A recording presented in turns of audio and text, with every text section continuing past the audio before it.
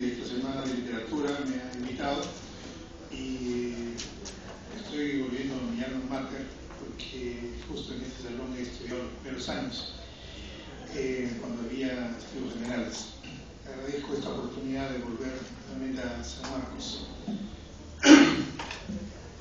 Voy a leer un texto breve sobre algunas ideas que he recogido en torno al tema que nos han convocado.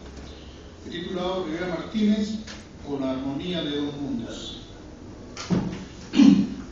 Ricardo Rivera Martínez, como narrador, se inscribe en lo que, a falta de otra forma mejor, podría denominar escritor insular. Fórmula aplicable también a Antonio Gálvez Ronceros y a Carlos Torme, por mencionar un par de casos cercanos. Todos ellos, por fecha de nacimiento y publicación de sus primeras obras, deberían adscribirse a la generación del 50, pero no se los considera así ni tampoco se los asimila a otras generaciones. Veamos.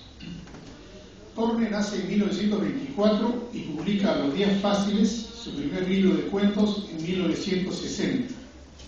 Gálvez nace en 1932 y Los Ermitaños data de 1963. Rivera Martínez es de 1933 y El Unicornio aparece en 1964. Sin embargo, a Gálvez se lo asocia con los escritores del 70, en parte por haber pertenecido al grupo Narración, en parte porque su obra más celebrada, Monólogo desde las tinieblas, adquirió celebridad desde que salió publicado en 1975.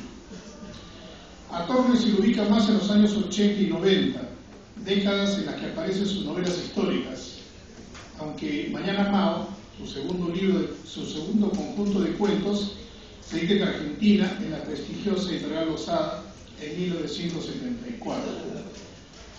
En cuanto a Rivera Martínez, aunque la crítica especializada ya elogiaba sus cuentos publicados desde la salida de Azurita en 1974, se le aprecia sobre todo en los años 90 cuando publica País de Jauja, novela que es considerada una de las 3 mejores de la década, junto a La violencia del tiempo y Jimena de dos caminos.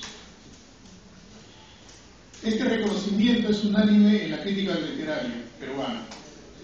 Lo inusual es que a ello se suma la apreciación de los comentaristas provenientes de las ciencias sociales. Además, se trata de una novela de un escritor desconectado con su generación, es decir, de su época.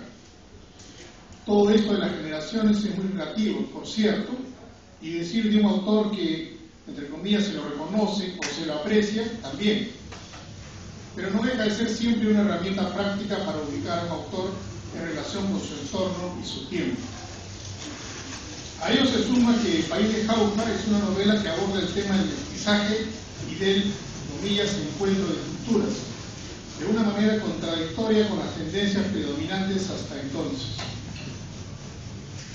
Los años previos al fin de siglo siempre han provocado evaluaciones y balances en todas las sociedades, y en este con mayor razón, por tratarse también del fin de un milenio.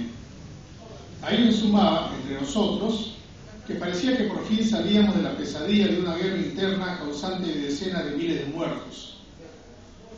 Después de sacudirnos del asombro y del desconcierto inicial, y luego del miedo y la incertidumbre generalizados, necesitábamos encontrar respuestas a las viejas preguntas. ¿Quiénes somos? ¿El otro, que actúa tan despiadadamente, es como uno? ¿Piensan como nosotros? ¿Qué lógica los mueve? ¿Los abismos que nos separan son producto de un odio ancestral?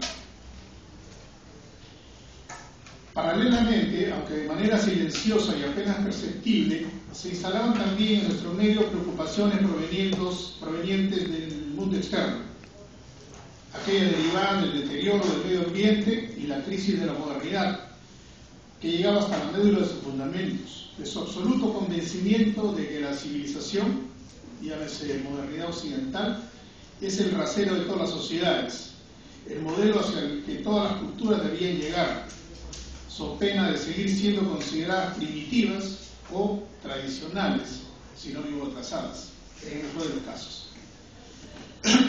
Como consecuencia de esto, no faltaban quienes se preguntaban si aquellas sociedades en armonía con su medio natural no serían mejores, o al menos tanto o más respetables que la occidental, obsesionada por el control y dominio de la naturaleza.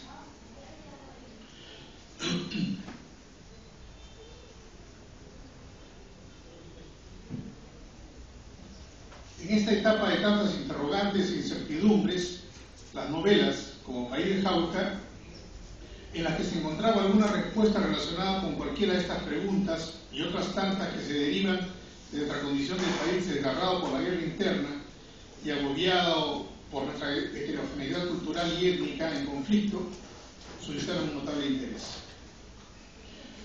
País de Jauja aparece como una inesperada visión del mundo andino, en abierta contradicción con la imagen de una cultura de soterrada violencia cargada de odios ancestrales que acababa de eclosionar, de mitos reivindicativos que apelaban a la muerte y destrucción del invasor. La propuesta de la novela no se explicita a través de discursos, diálogos o intervenciones del narrador. Esta se desprende a partir de su realización literaria, de sus valores estéticos. A diferencia de Arguedas, que fue un tenaz defensor de la cultura andina, no solo al interior de su producción creativa, sino de su desempeño como antropólogo y como intelectual, Rivera Martínez deja que sus obras hablen por él y, por lo general, se limita a expresar sus opiniones en las entrevistas en que se indaga sobre su posición respecto al mundo andino. Contrastando su posición respecto a la cultura andina con la de Arguedas, podemos encontrar una diferencia sustancial.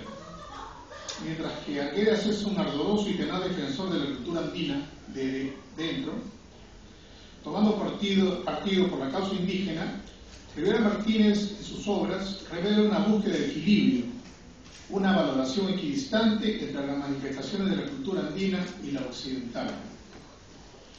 Visto en perspectiva, su posición es más asimilable a la de Nica Garcilaso de la Vega y a quienes han abogado a través del tiempo por el mestizaje, que a la de los indigenistas y por consiguiente con la postura de Edward Cárcel y José Carlos Mariátegui, por ejemplo, para quienes la cultura para ser nacional debía pasar por ser producto de los indios o, en todo caso, a partir de los valores y pensamiento indígena.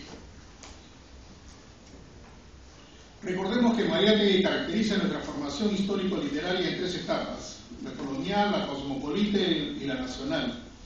De acuerdo a este criterio literario, en los años de la escritura de los 7 ensayos, el Perú era una nación en formación. Se hallaba aún en el periodo cosmopolita, aunque ya se notaban signos de la presencia de lo nacional en la cultura, esencialmente a través de la literatura indigenista. Para él, el carácter de esta corriente reposaba en lo lírico, como se observaba en los intentos esbozos de la poesía andina. Sin embargo, la literatura indigenista era una literatura mestiza, cito, por eso se llama indigenista y no indígena. Una literatura indígena, si debe venir, vendrá a su tiempo, cuando los propios indios estén en grado de producir. Cierro así. Esta postura responde a su diagnóstico de la sociedad peruana, según el cual el problema del indio y de la tierra tienen un interés primordial. De allí que sea fundamental para él establecer una vinculación estrecha entre la literatura y la afirmación de la idea nacional a través de la cultura indígena. Edgardo Rivera Martínez ama lo indígena, el paisaje andino, las historias y leyendas que pueblan su sociedad, su música, sus danzas, sus mitos, pero también la música clásica, la lectura de las grandes obras de la cultura occidental, la filosofía, los viajes científicos, la mitología griega.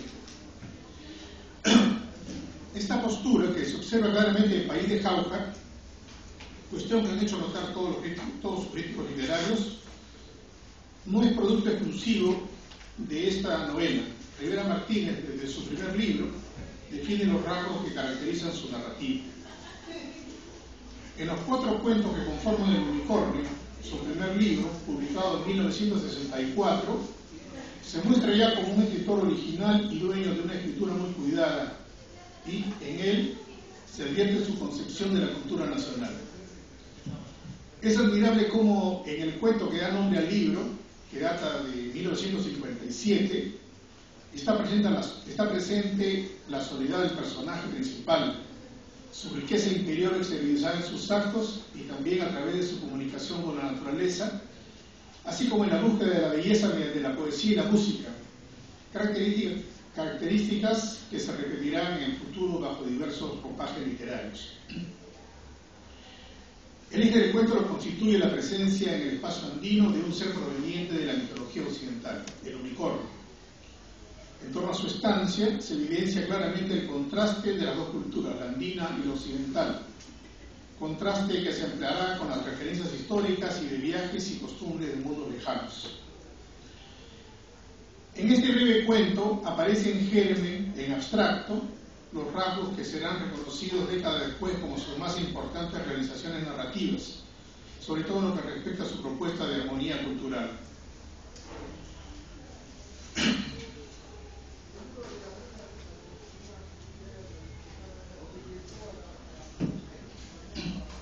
José María Arguedas, en su serie de discursos de recepción del Premio Inca Garcilaso de la Vega en 1961, que tituló para su publicación No soy un aculturado, expuso claramente su deslinde con la concepción que sostenía la relación de dominio de una cultura sobre otra.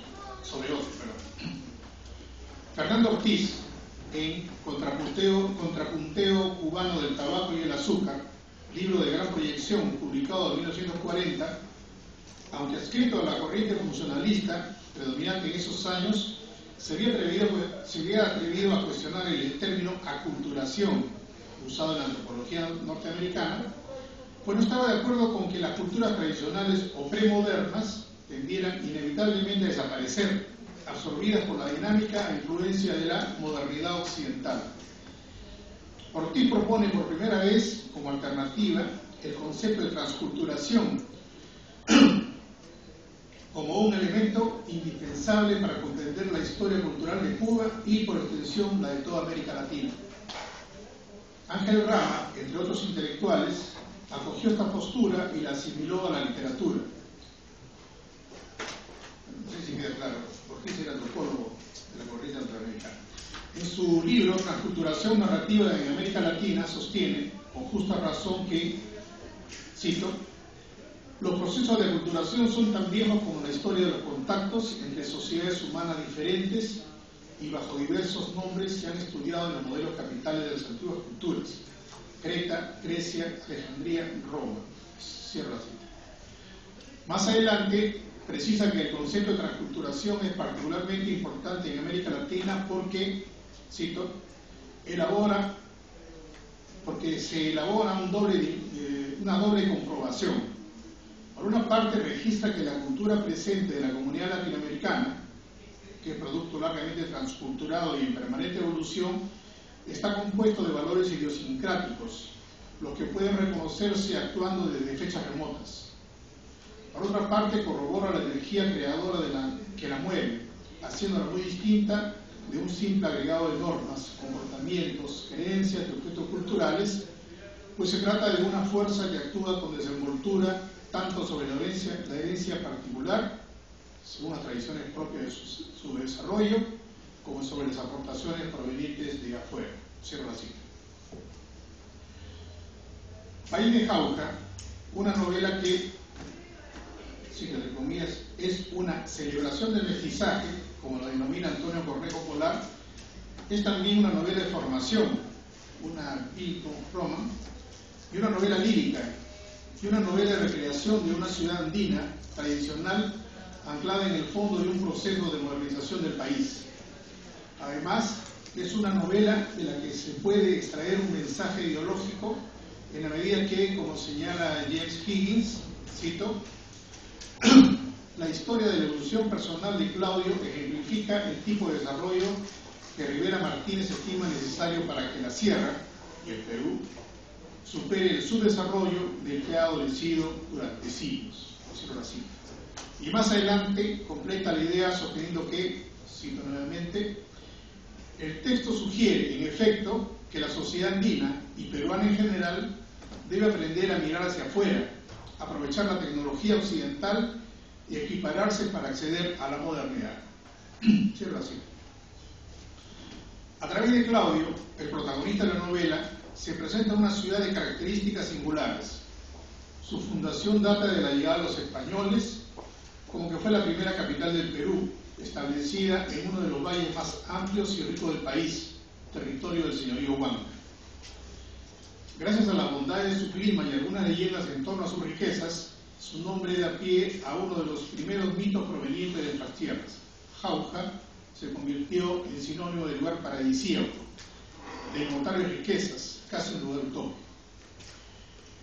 Y si bien con el correr del tiempo pasa a un segundo plano en importancia para la corona española, mantuvo ciertos privilegios por su papel de aliado de los españoles contra los quechos.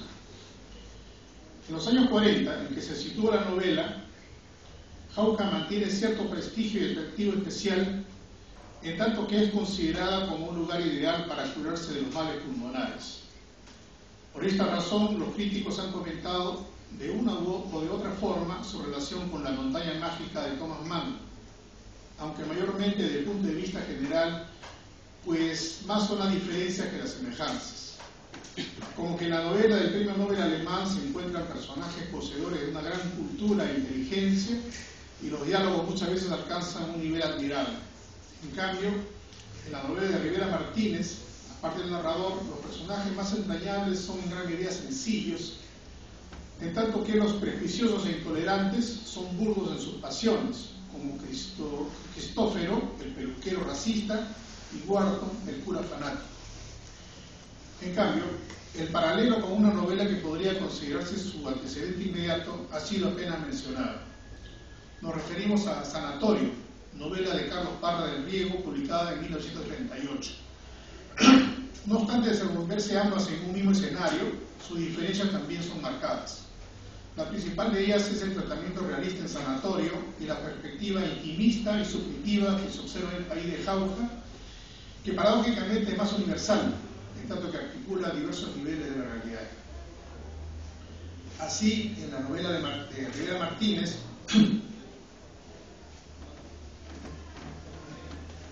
se entretejen narrativamente diversas contradicciones, centradas en el peso de la tradición frente a la presión de los cambios provocados por la modernidad.